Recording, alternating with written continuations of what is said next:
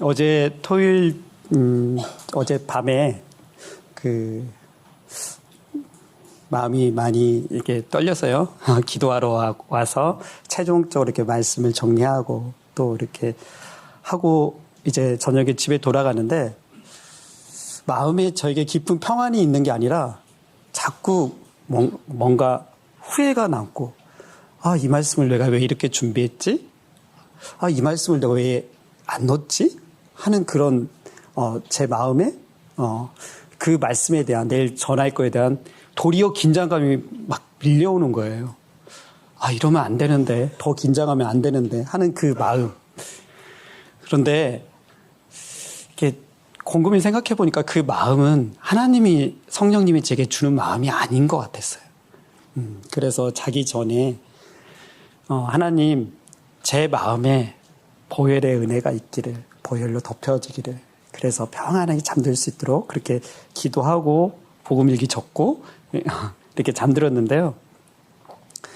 아침에 눈을 뜨고 일어나자마자 제 입술에서 이렇게 터져 나오는 이 찬송이 있었습니다.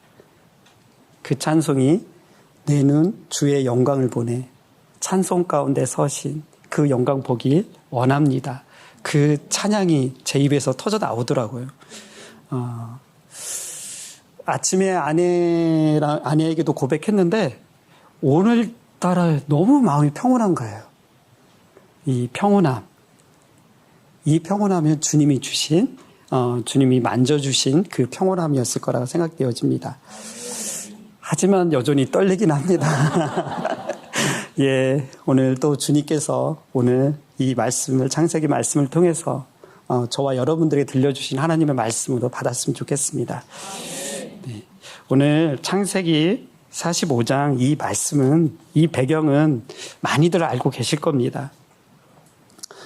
요셉이 팔리고 나서, 형들에게 팔리고 나서 이제 그 형들과 13년 만에 다시 만나서 요셉이 나는 당신들이 판 요셉이라는 것을 밝히는 장면이 오늘 장면입니다.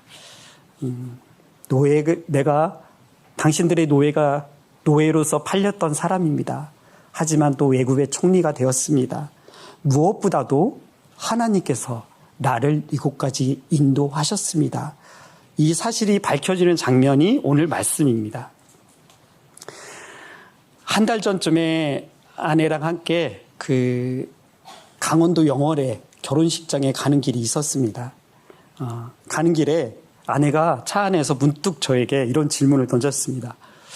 여보, 요셉은 그렇게 고난이 있었고 억울한 일이 있었는데 어떻게 그 믿음을 지키고 일편단심 춘향이처럼 그 마음을 지킬 수 있었을까 하고 그 질문을 저에게 던지는 것입니다. 그때 제가 이게 정답이야. 이 질문에 대한 답이 툭 나올 뻔도 했지만 그날따라 제 마음이 멈칫거려졌어요. 그 질문에 대한 답을 이렇게 바로 하지 못했습니다. 제 마음 깊은 곳에서부터 하나님의 질문이 먼저 나왔어요. 너는 지금 나와 함께 하고 있니? 지금 나는 너의 형편을 다 알고 있는데 너는 그 나를 신뢰하고 있니? 너도 일편단심 춘향이처럼 나만 바라볼 수 있겠니? 그 물음이 제 안에 있었고요. 답을 해주는데 아내한테 머뭇거렸습니다. 그 머뭇거림과 물음이 오늘 설교를 준비하게 됐습니다. 그래서 오늘 설교 목적은 이렇습니다.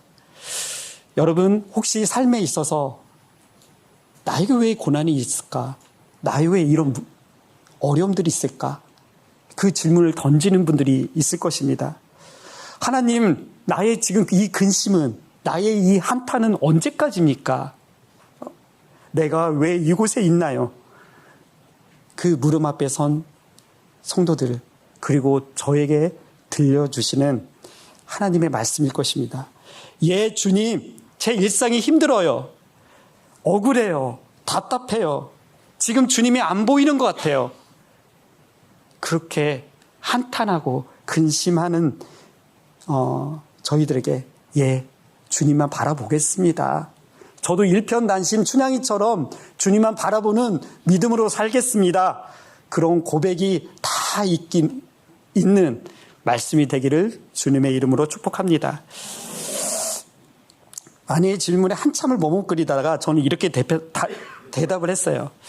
여보, 요셉의 믿음이 단단해서도 아닌 것 같아. 그렇다고 요셉이 하나님 앞에 어떤 예쁜 짓을 해서 그 요셉이 일편단심 춘향이처럼 그렇게 하나님을 바라본 것 같지는 않아. 그 근거로 창세기 39장에 보면 보디발에게 노예로 팔려갔습니다. 요셉이. 그때 39장의 말씀 보면 노예로 팔리고 나서 이렇게 말씀하여 있어요. 하나님이 그와 함께 하심으로 그가 형통한 사람이 되고 그 형통함을 보고 보디발이 그의 모든 가정의 총무를 삼고 또 그에게 모든 가정의 대소사를 맡겼다고 이야기하고 있습니다. 요셉이 억울한 누명을 쓰고 난데 감옥에 갇힙니다. 그때 이렇게 말씀하십니다. 하나님이 그와 함께 하시니, 말씀 뒤에 간수장이 그 함께 하시는 하나님을 보고 그에게 그 감옥에 있는 모든 대소사를 맡기는 은혜를 주셨습니다. 성경은 정확히 말하고 있습니다. 하나님이 함께 하시니. 요셉이 특별히 예뻐서도 아니었고요. 요셉이 어떤 상황에서도 이 단단한 믿음을 하나님께 보여서도 아니었습니다. 요셉의 배경과 요셉의 성품을 봐서는 요셉은 그렇게 좋은 땅, 좋은 자리가 아닌 것 같아요. 요셉은 어떤 사람이었습니까? 요셉에게는 단 하루 만에 그의 모든 일상이 무너져 내렸어요. 자기가 믿었던, 자기가 사랑했던 형들에게 배신을 당해서 노예로 팔려갔습니다. 또한 자기가 신뢰와 인정을 받았던 그 집에서 억울한 누명을 쓰고 옥에 갇히는 일도 당했습니다. 이런 것을 볼 때 요셉은 그 평생의 삶이 어떤 분노와 상처와 충격으로 살 수밖에 없는 존재라는 거죠. 이 정도면 그는 평생을 살면서 사실 이를 갈면서 내가 어떻게 복수를 하지? 내가 어떻게 살았는 것을 보여주고 싶을 만큼 그런 감정을 가지고 살 수 있는 자였습니다. 그런 존재였지만 오늘 말씀을 보면 요셉은 변해 있습니다. 그의 상처가 회복되어지고요. 분노가 사라지고요. 도리어 하나님이 나와 함께 하셨다고 형들에게 이야기하고 있습니다. 여러분, 사실 요셉 이야기를 많이 들었을 것입니다. 그리고 묵상도 했을 것입니다. 고난 중에 있는 성도들에게는 이 이야기가 참으로 많은 위로가 되고 소망이 되었을 것입니다. 그런데 오늘 제가 저처럼 머뭇거려지는 분들, 하나님, 저에게 왜 이런 환경을 주셨습니까? 저에게 왜 이런 자리를 지금 허락하셨습니까? 이 물음 앞에 선 분들 계십니다. 하나님께서 오늘 요셉에게 이렇게 말씀하셨습니다.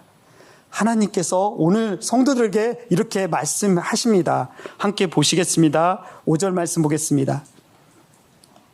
5절 말씀 저와 여러분들이 함께 봉독하겠습니다.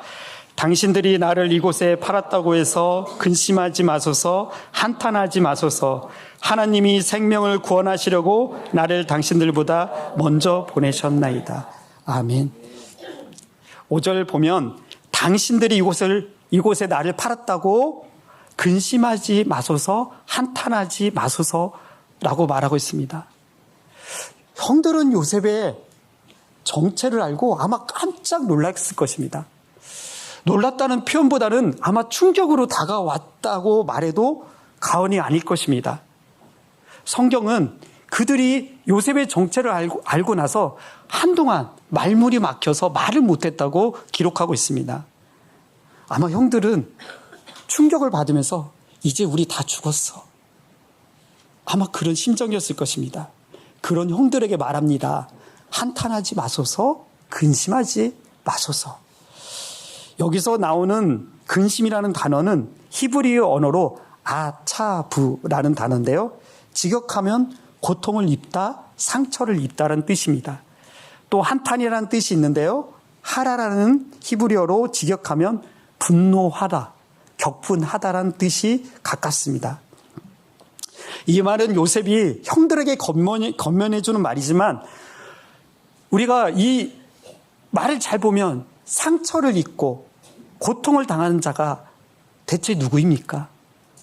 이런 상황에서 분노하다, 격분하다는 그 심정에 가까운 사람이 누구일까요? 아마 형들이 느끼는 감정보다 노예로 팔리고 갇히고 혼자 타국에서 외롭게 자란 그 요셉이 느끼는 감정이 더 가까울 것 같습니다. 그래서 5절 말씀은 요셉 자신을 향한 말일 수도 있습니다. 문법적으로 5절과 8절 말씀을 보면요. 요셉의 이 고백은 사실 형들에게 한 말이라기보다는 하나님이 나를 이곳에 이렇게 보내셨습니다 하고 고백하는 거대한 신앙의 독백에 더 가깝습니다. 그렇다면 저는 이 5절 말씀을 요셉의 고백을 이렇게 해석해 보고 싶습니다. 당신들이 나를 이곳에 팔았다고 나는 근심하지 않았습니다. 나는 한탄하지 않습니다. 당신들이 나를 이곳에 팔았지만 나는 상처로 살지 않았습니다. 나는 분노에 휩싸여 살지 않았습니다. 당신들이 두려워하는 이유 제게는 전혀 상관없습니다. 요셉이 받은 상처와 원한을 가지고 살지 않았다는 뜻이고 그 상처와 원한은 사실 내 것이 아님을 선포하는 장면입니다. 어떻게 그럴 수 있을까요? 요셉에게 상처와 원한은 없는 게 아닙니다. 분명히 있었습니다. 그 어린 요셉에게 형들의 일은, 형들의 그 배신은 아마 충격과 공포로 사는 내내 그에게 떠나지 않았을 것입니다. 하지만 요셉에게는 그 충격과 공포, 그 사실보다 더 큰 하나님이 실제였다는 것입니다.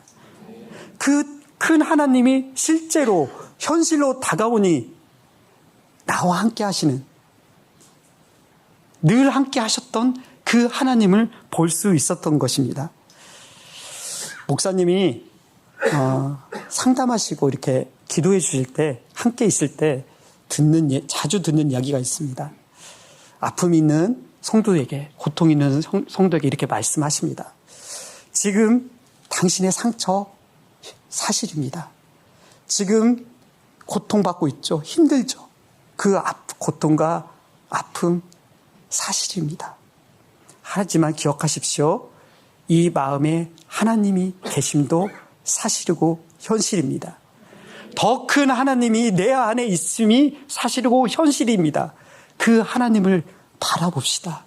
그 하나님을 바라보고 그 하나님으로 힘내자고, 이기자고 권면해주고 기도해 주십니다. 그 함께 하시는 하나님이 실제이다 보니 그 상처가 실제이고 그 공포가 실제였던 요셉에게도 그걸 이겨낼 수 있었던 것입니다. 도리어 용서하고 치유하는 그런 자리까지 요셉은 갈 수 있었습니다. 헨리 나우엔의 책 중에 상처 입은 치유자라는 책이 있습니다. 약 30년 전에 제가 신학교를 다녔을 때 너무 그 나우엔의 책이 좋아서 돈이 없지만 이 책만큼 다 사서 읽는다 해서 다 사서 읽었던 책인데요. 그 상처 입은 치유자의 책을 간단히 이야기한다면 나우엔은 현대인을 상처 입은 세대라고 말하고 있습니다.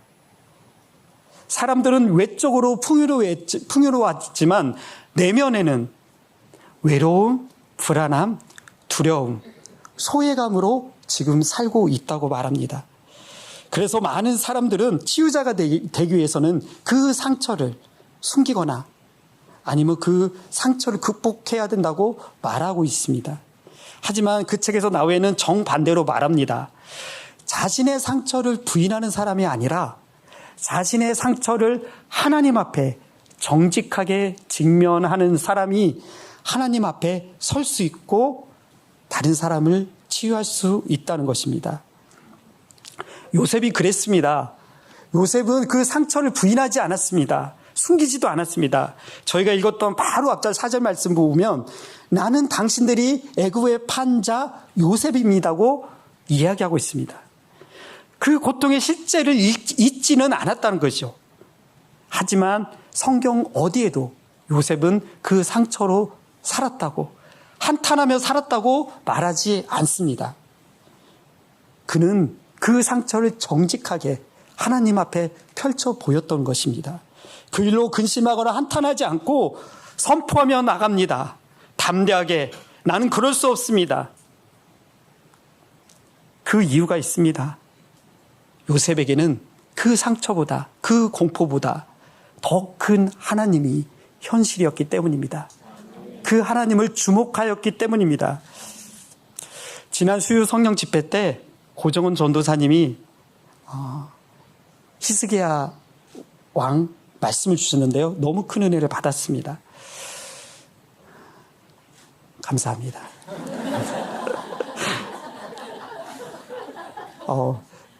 제가 사실 저희 목사님 설교도 은혜 받으면 은혜 받고 그 다음날 듣는데 수요 말씀은 제가 3번 연속 계속 들었습니다.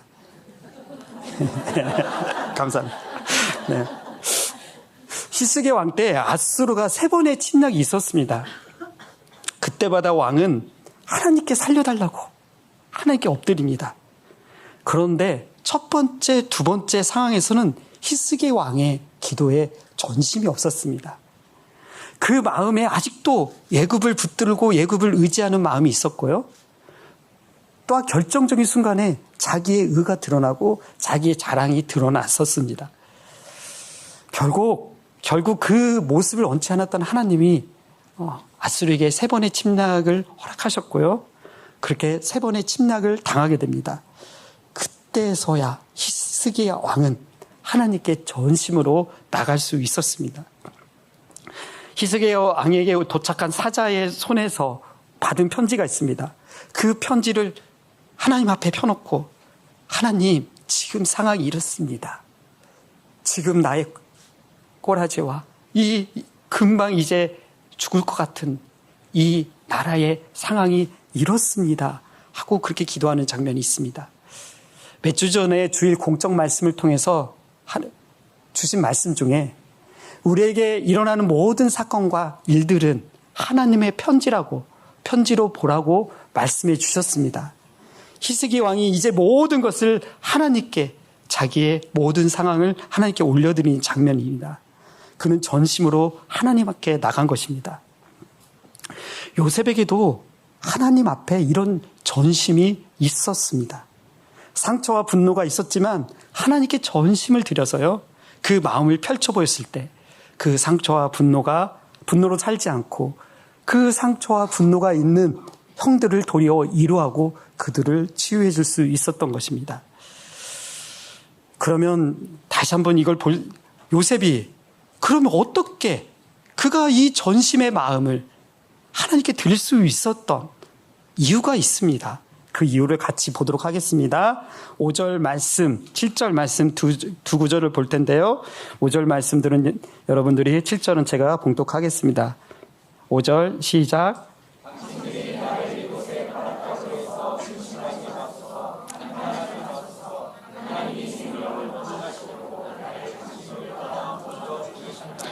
하나님이 큰 구원으로 당신들의 생명을 보존하고 당신들의 후손을 세상에 두시려고 나를 당신들보다 먼저 보내셨나니. 아멘. 5절 말씀 보면 이런 말씀이 있습니다. 생명을 구원하시려고 나를 당신들보다 먼저 보내셨다. 그리고 7절 말씀에도 동일한 말씀이 있습니다. 생명을 보존하려고 나를 당신들보다 먼저 보냈다. 요셉은 내가 여기 온 이유가 있습니다. 그것은 생명을 구원하고 그 생명을 끝까지 보존하시려는 하나님의 구원 역사를 이루어 나가시기 위해 나를 이곳까지 이 자리까지, 이 환경에까지 인도하셨습니다. 그래서 하나님이 나를 당신들보다 먼저 보내신 것입니다 하고 고백하고 있습니다. 요셉이 전심을 들여 하나님을 주목하고 설 수 있었던 이유가 바로 이것입니다. 내가 왜 이곳에 나를 보내셨는지를 알기 때문에 그는 하나님을 주목할 수 있었고 그는 그 상처와 분노로 살지 않았던 것입니다. 그는 이 이야기를 할 때요, 지금의 상황뿐만 아니라 내가 애굽에 된 총리가 된 상황만을 두고 하는 이야기가 아닙니다. 그의 인생의 전 구간을 두고 하는 이야기입니다. 당신들이 애굽에서 나를 판 그 일, 내가 감옥에서 억울한 누명을 쓰고 갇힌 그 이유, 그리고 또한 애굽의 총리가 된 이 상황, 이 모든 인생의 전 구간을 들고 나를 보내셨다. 그렇게 말씀하신 것입니다. 지금 성도 여러분의 어떤 각오가 있습니까? 부인하고 싶고 말하기로 부끄러우신 그 각오가 있습니까? 혹시라도 현재 닥쳐진 문제 있습니까? 재정의 문제, 가정의 문제, 관계의 문제. 그 모든 것 사실은 부인할 수 없는 사실이잖아요. 현실이잖아요. 하지만 여러분 기억하십시오. 그보다 더 큰 실제가 있습니다. 그보다 더 명확하고 선명한 현실이 있습니다. 그것은 그 자리에 나를 생명을 구원하시기 위해 나를 보내신 자리라는 것입니다. 그 환경에, 그 문제에, 그 가정에, 그 직장에 생명을 구원하시기 위해 나를 보내신 자리입니다. 이번 주 중에 한 집사님과 그 말씀 교제의 시간을 가졌습니다. 사실 이번 주는 모든 약속을 다 취소하고 말씀에 집중하려고 그렇게 굳건한 마음을 먹었지만 하나님이 정말 그 마음을 주신 것 같아요. 그분과 급하게 연락을 하고 만났습니다.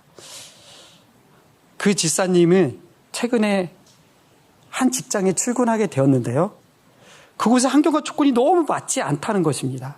일이 힘들어서가 아니라 그 직장에 사장님이 있는데요. 사장님의 오랜 상처 속에서 나오는 폭언, 그리고 이 압박하는 이 압박이 너무 힘들었다는 것입니다. 그래서 그 집사님이 출근하고 나서 그곳에 있는 다른 직원들이 많이 일을 그만두게 되고 단지 몇 사람만 남아서 여전히 그 사장님의 그 모든 것을 받아야 했다고 합니다. 아침마다 직장에 출근할 때마다 정말 집사님이 십자가를 선포하며 십자가의 기도를 하면서 보혈 기도를 하면서 직장에 출근을 했지만 출근하자마자 사장님의 눈빛을 먼저 살피게 되고 그 신기를 살펴야 되는 그런 시간들이 지속되었다고 합니다. 그러면서 하나님께 기도할 때 하나님, 나를 왜 이곳에 보내셨습니까? 당장이라도 하나님이 지금 사인 주시면 저는 이 곳을 그만두겠습니다 하고 그런 심정으로 기도했습니다. 그렇게 묻고 기도했지만 하나님이 말씀해 주지 않았대요. 침묵이었대요. 그래서 어때요입니까? 하나님 말씀하지 않으면 우리는 가지 않는 사람들이잖아요. 멈춰야 되는 사람들이잖아요. 그래서 계속 버텼다고 합니다. 그곳에서. 그러던 중 어느 날 사장님이 이런 말을 했다고 합니다. 단둘이 있을 때가 아니라요. 다 같이 어디 사람들과 함께 차를 타고 가는 길에 이런 말씀을 했다고 합니다. 내 아내도 내 장모님도 큰 교회 권사님이고 내가 교회 다니는 사람들 많이 알고 있는데 예수를 믿는 사람 중에 당신이 진짜이라고, 당신이 정말 예수의 사랑 같다고 그런 고백을 사장의 입술을 통해서 하게 하셨다고 합니다. 하나님께서는 그 집사님을 그곳에 계속 버티게 함으로써요, 그 사장님에게 생명을 보게 하시고 또한 집사님에게 내가 너를 그곳에 보낸 것이라는 것을 보게 하셨던 것입니다. 예수님도 그랬습니다. 예수님도 생명을 구원하시기 위해 이 땅에 십자가를 지시려고 오셨습니다. 예수님이 보내신 곳입니다. 요셉이 그랬습니다. 생명을 구원하기 위해서 팔리기도 하고요, 잡히기도 하고요, 갇히기도 했습니다. 하지만 그곳이 보낸 자리였다는 것입니다. 출애굽기 3장에 보면 광야 40년을 보냈던 모세를 하나님이 부르셔서 이스라엘 백성들을 구원하기 위해 너를 보낸다고 말씀하십니다. 로마서 1장 1절을 보면 사도 바울은 나는 복음을 위하여 택정함을 입었으니라고 고백하고 있는데요. 그리고 바울 사도 또한 복음을 위하여, 생명을 위하여 보내셨던 하나님을 고백하게 됩니다. 여러분, 지금도 마찬가지입니다. 하나님께서는 생명을 구원하시기 위해서 사람들을 보내십니다. 우리를 이곳에, 여러분들의 그 어렵다는 자리에, 힘듦의 자리에, 가정에, 직장에 보내십니다. 분명한 사실은 그곳의 상황이 어떠하든, 그 처지가 어떠하든, 그 힘듦이 어떠하든 그곳에 나를 보내셔서 그곳에 생명을 구원하시기 위한 하나님의 손길이었음을 믿으시기를 부탁드립니다. 저는 일터 선교사입니다. 약 4년 전에 이 교회에서 일터 선교사로 세움받고 파송받았습니다. 제 일터는, 제 선교지는 시장입니다. 시장에서 과일을 구매하고 납품하고 현재도 직접 과일을 판매하고도 있습니다. 원래 저는 목회자로 부름 받았습니다. 그래서 20대부터 청소년 사역을 선교회에서, 교회에서 오랫동안 했었습니다. 그렇게 하다가 40살이 되던 해에 정말 청소년들과 함께하는 문화센터를 하고 싶어서 선교지와 교회를 사임하고 나왔습니다. 막상 나왔는데요. 약 3년의 시간을 하나님이 아무 말도 안 해주시더라고요. 아무 자리도 안 내주시더라고요. 제 표현입니다. 하나님의 입장은 다르시겠죠. 근데 이제 뭔가 해야겠지. 해야 될 때가 되지 않았습니까? 3년이 지난데요. 그렇게 하나님의 인도하심을 기대하고 기도하던 중에 하나님은 전혀 생각지도 않았던 지금 이렇게 과일을 팔게 하는 자리에 앉게 해주셨습니다. 처음에는 저 과일 노점에 가서 과일을 팔았습니다. 그곳에서 쫓겨나 보기도 하고요. 정말 동네 이 어깨 형님한테 협박도 당해봤습니다. 사실 처음 그 일을 시작할 때 정말 하나님께 많이 물었습니다. 하나님, 이 일이 맞습니까? 제가 계속 이 일을 해야 됩니까? 저를 알고 있는 사람들은, 저를 알고 있는 우리 선교회 교회분들은 정말 호기롭게 사역한다고 나갔는데 지금 장사하고 있다고 하면 제 마음 정말 어려울 것 같아요. 정말 그렇게 해서 하나님께 정말 기도하고 묻는 시간들이 많았습니다. 그런데 하나님은 너무나도 분명하게요, 선명하게도요, 말씀으로 저에게 그 자리가 너의 자리라고 말씀해 주셨고요. 그렇게 저에게 그곳에 있으라고 말씀해 주셨습니다. 그때부터 이곳이 나의 목회지요, 선교지요 여기고 약 10년째 새벽 시장에 나가서 물건을 구매하고 장사를 지금도 하고 있습니다. 그런 제가 약 5년 전에 이 교회에 오게 됐고요. 정식으로 일터 선교사로 세움받고 파송받았습니다. 아마 그 이후부터입니다. 제가 보내신 그 자리에서 생명의 역사가 일어난 것을 볼 수 있었습니다. 먼저 오랜 광야 같은 그 시간을 보냈던 저에게, 지쳐있던 저에게 말씀으로 살아나는 은혜를 주셨습니다. 그 말씀으로 살아나고 그 말씀이 내 마음에 채워지다 보니 그 생명의 말씀이 저의 보내신 자리 일터에서 나눠지게 됐고요. 흘러가게 되었습니다. 저는 그 보냄받은 자리 일터에 나갈 때마다 새벽마다 꼭 붙드는 말씀이 있습니다. 잠언 4장 23절 말씀인데요. 무릇 지킬 만한 것 중에 더욱 내 마음을 지키라. 생명의 근원이 예서 남이라. 매일 새벽 지상 출근할 때마다 공적 말씀을 듣습니다. 이 공적 말씀이 들으면서 내 마음에 생명이 채워지고 내 마음에 하나님이 현실됨을 가지고 있을 때 일터에 나가서 사람들과 만났을 때 이 생명이 흘러가는 은혜를 맛볼 수가 있었습니다. 하지만 그곳은 여전히 광야와 같은 곳입니다.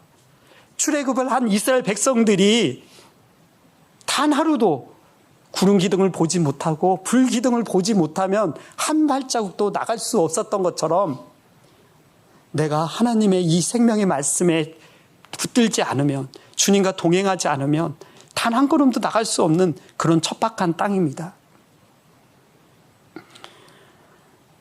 내 마음을 지켜질 때 아닐 때는 원망과 시비가 곳곳에서 일어나요. 그럴 때마다 정말 죽을 것 같은 낙심이 저에게도 생기죠.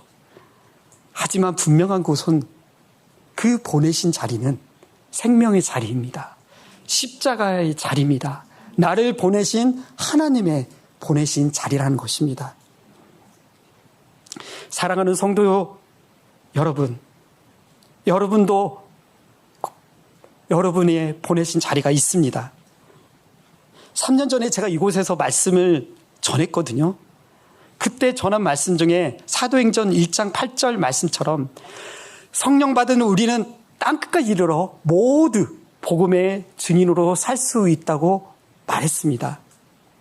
땅끝은 저 먼 곳이 아닙니다. 땅끝은 지금 내가 서 있는 자리, 내가 아파하는 자리, 내가 근심하며 힘들어하는 그 자리가 땅끝이라는 것입니다. 그곳에 나를 보내셨고 그곳에 생명을 구원하기에 나를 보내신 자리라는 것입니다. 그곳에 생명에 구원하게 한 하나님의 역사가 여러분들의 삶 가운데 있기를 주님의 이름으로 축복합니다. 혹시 벼농사를 지어보신 분 계시나요?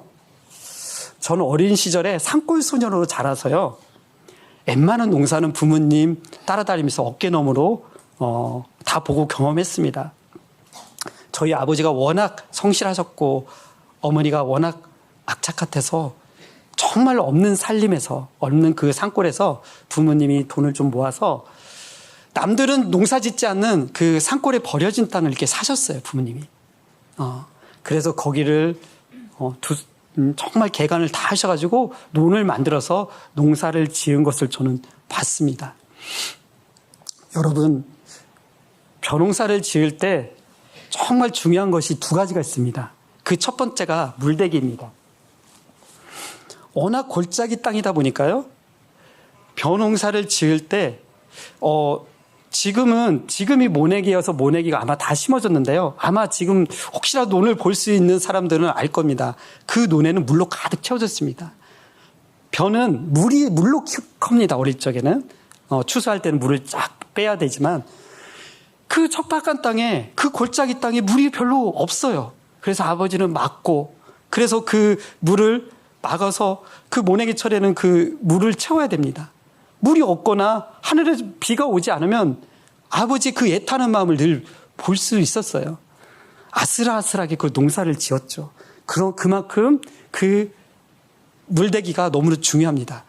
또 하나 중요한 게 있는데요. 벼농사에 있을 때 모짜리 논이 그만큼 중요합니다.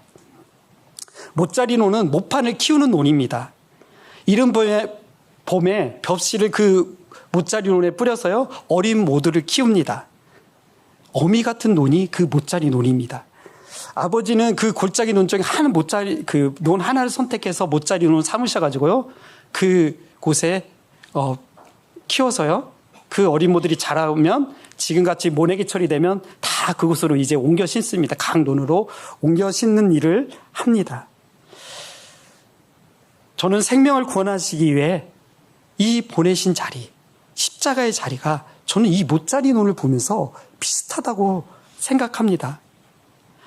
그 못자리논은 이른 봄에 다른 논들은 다 쉬고 있을 때, 땅심을 키우고 있을 때 먼저 갈아 엎어집니다. 그리고 자기의 땅심을 먼저 다른 모에게 다 내어줍니다. 그리고 그 헌신과 내어줌을 나는 이렇게 살았잖아.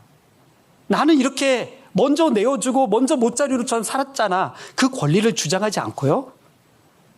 또 다른 논과 똑같이 심겨지는 그 사명을 감당하는 것이 못자리논입니다.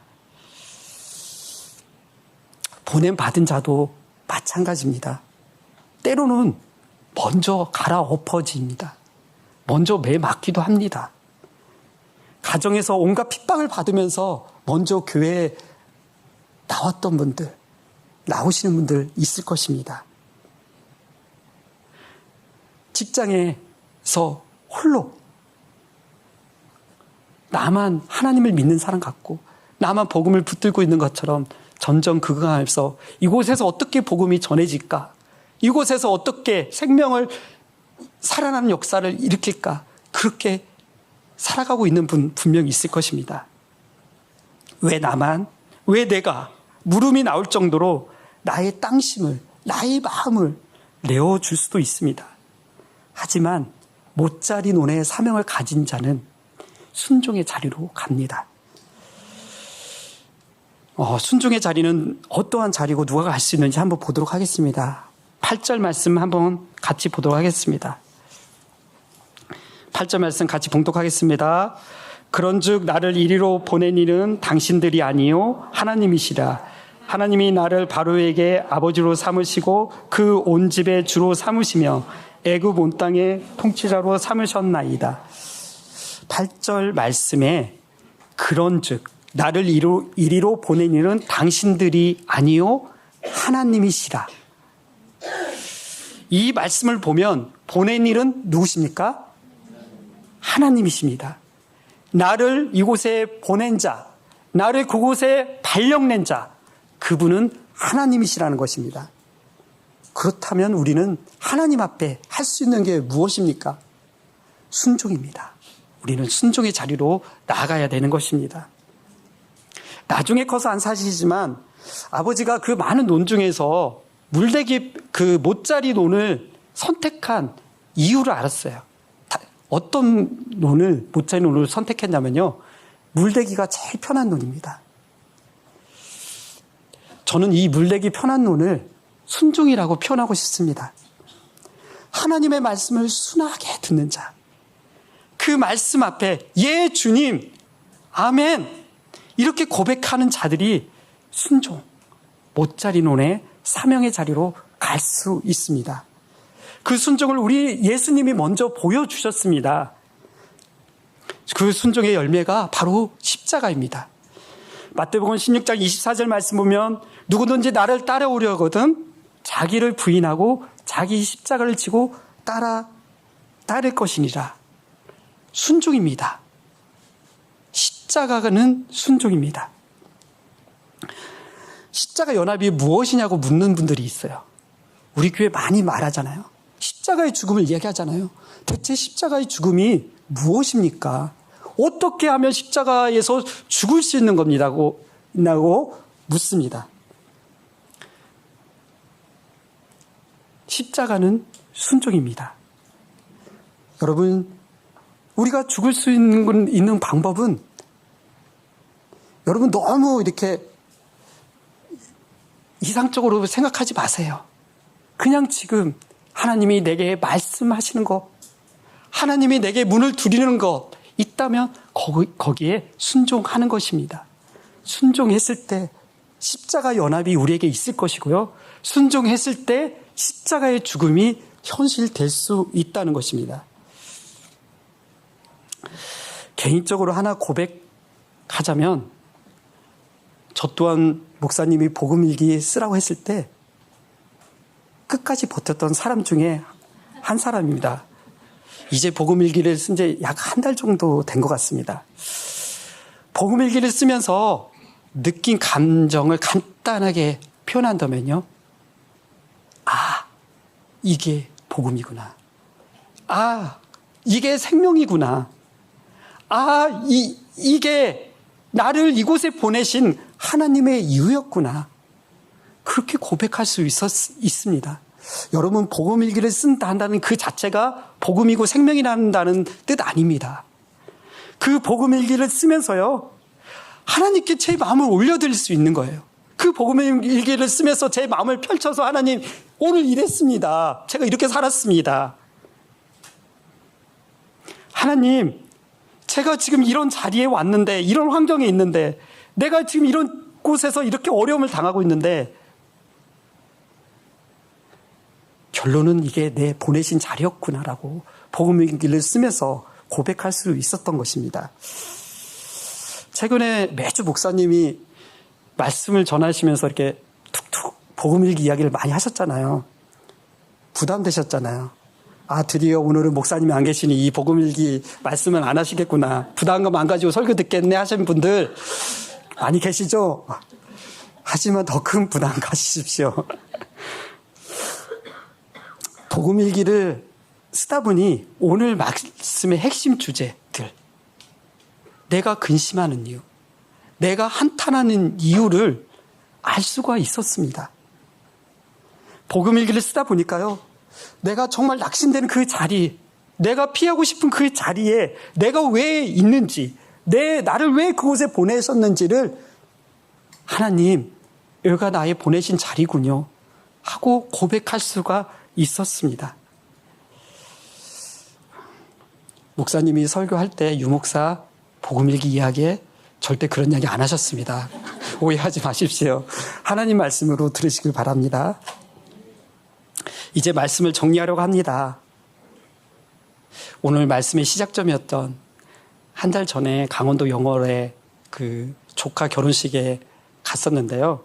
강원도 영월 산자락에서 극소수 지인들만 초청해서 흙길에서 결혼식 갔습니다. 그런데 아주 예쁜 결혼식이었습니다. 그 부부에게 예삼촌인 저희가 개인적으로 이렇게 축하의 말을 해주었습니다. 그 축하의 말 좀 함께 나누도록 하겠습니다. 사람들은 이런 날 꽃깃말 걸으라고 축복한다. 그런데 살다 보니 인생이 꽃길만 있는 게 아니더라. 흙길도 있고 돌길도 있고 가시밭길도 있더라. 그런데 흙길을 만나면 흙길을 사랑하고, 돌길을 만나면 돌길을 사랑하고, 가시밭길을 만나면 가시밭길을 사랑하다 보니 흙길도 돌길도 꼭 가시밭길도 꽃길이 될 수 있더라. 사랑하라 사랑하라, 너희 사랑에 그 하나님의 은혜가 충만히 있기를 축복한다. 이렇게 그에게 축복을 해주는데요. 지금 사랑하는 성도 여러분의 일상에도 왜 나는 이렇게 흙길이야? 세상이 이런 말로 하죠. 왜 나는 흙스저야? 나는 왜 자꾸 뭐가 안 돼서 이렇게 돌길처럼 자꾸 뭔가 걸려서 내 삶은 넘어져. 계속 낙심돼. 나를 왜 이렇게 자꾸 찌르는 상처가 많아? 나에게는 왜 이렇게 아픈 인생이야? 그렇게 가시밭길처럼 생각하는 분들이 있습니까? 그런데 그 길이, 여러분들이 생각하는 그 길이 생명을 구원하시기 위해 나를 보내신 자리라고 고백한 요셉처럼 그 길은 생명을 구원하시기 위해 하나님께서 여러분들을 보내신 자리라는 것입니다. 그렇게 그곳에서 십자가의 죽음이 있게 될 것이고요. 십자가의 순종이 있다면 그 길은 진정 하늘 생명이 흘러가는 꽃길이 될 수 있을 것입니다. 여러분들에게 오늘 말씀을 듣고 정말 나의 보내신 자리가 어디인지, 나의 보내신 자리에 하나님 보내셨다고 믿으시는 분들에게 하나님의 회복하심과 구원하심이 오늘 이 예배 가운데 있는 모든 성도들의 있기를 주님의 이름으로 축복합니다. 찬양 드리겠습니다. 이번 주 말씀을 준비하면서 하나님께 제 마음 올려드린 게 있었어요. 하나님, 이 말씀이 누구에게 전하는 말씀이 되지 않고 저에게 들려주시는 하나님의 말씀이 되었으면 좋겠습니다. 그 말씀을 주세요. 설교 준비하면서 기도하면서 제일 많이 기도했던 것 같습니다. 오늘날 본문을 묵상하고 이제 설교문을 한자 한자 적어갈 때 어느 순간 청중을 향해서 제가 그 말씀을 적는 게 아니고요. 나를 향한 하나님의 마음을 제가 적고 있는 거예요. 하나님, 제게 이렇게 말씀하시려고 이 말씀을 주셨군요. 사실 이 적은 부분은 저에게 한 말씀이나 설교문에는 없었어요. 근데 어제 최종적으로 이 말씀을 정리하면서 하나님이 마음 주셔서 그 마음을 오늘 함께 나누도록 하겠습니다. 그 십자가 자리 앞에 묵묵히 서 있고 온몸으로 감당하고 있을 너에게 이 말씀을 준다. 아무도 알아주지 않고 알기에도 부끄러울 것 같은 자리이니 그 수치의 자리가 십자가 자리였다. 숨이 막히고 가슴이 찢어질 것만 같은 그 상처의 자리, 그 고통의 자리가 십자가 자리였다. 결국은 내가 다 감당해야 할 것 같고 아무도 도와줄 수 없는 자리, 그 외로웠던 자리가 십자가 자리였다. 영춘아, 그 십자가 자리로 갈 수 있겠니? 영춘아, 그 십자가 자리가 너의 자리란다. 힘들지? 내 힘들어요. 두렵지? 내 두려워요. 수치스럽지? 내 수치스러워요. 벗어나고 싶지? 내 당장 벗어나고 싶어요. 그게 내가 너를 위해 맨 십자가란다. 이제 나를 위해 그 십자가 져줄 수 있니? 예, 주님. 감히 할 수만 있다면 그 십자가 지겠습니다. 주님이 함께 하시니 그 십자가 제가 사랑하겠습니다.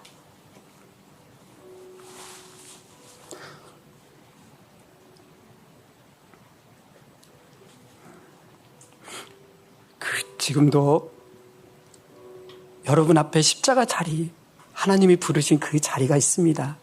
그 보내신 자리가 여러분이 져야 되고 여러분이 가야 될 십자가 자리라면 예, 주님, 제가 가겠습니다. 제가 그 자리 사랑하겠습니다. 하고 고백하는 우리 성도 한 사람 한 사람 되기를 주님의 이름으로 축복합니다. 기도하시겠습니다. 지금은 우리 주 예수 그리스도의 십자가 은혜와 하나님의 그 큰 사랑에 나타나신과 성령님이 내 안에 늘 함께 하심이 지금 내가 있는 자리는 생명을 구원하시기에 나를 보내신 하나님의 은혜임을 믿고 보내신 자리에서 내게 주신 십자가 붙들고 사는 영광 있기를 주의 이름으로 축원하옵나이다. 아멘.